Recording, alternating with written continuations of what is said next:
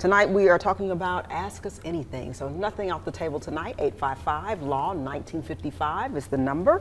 Let's turn now to Philip from Pelham, who has been holding patiently for us. We appreciate that, Philip. Go right ahead with your question, if you will.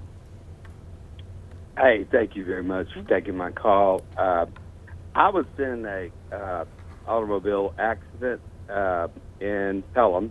Matter of fact, it was right across the street from the Pelham Fire Station at Chandeleur, and there was video evidence of how I got hit by a car, but I didn't seem to be hurt at the accident.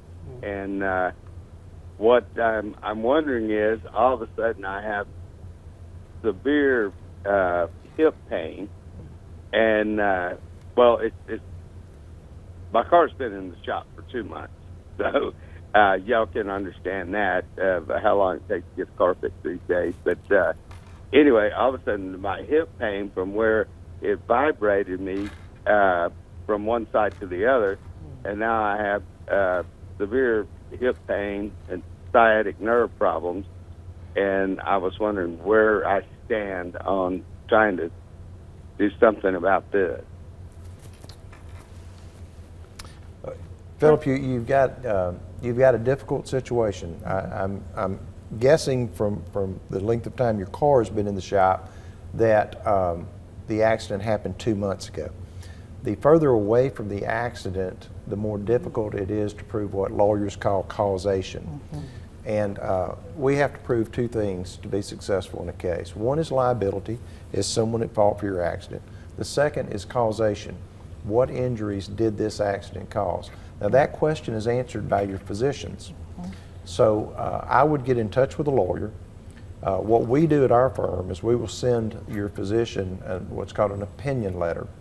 And that opinion letter lays out the accident and asks the physician directly, do you think this, to a reasonable probability, is caused from the motor vehicle accident, this hip pain?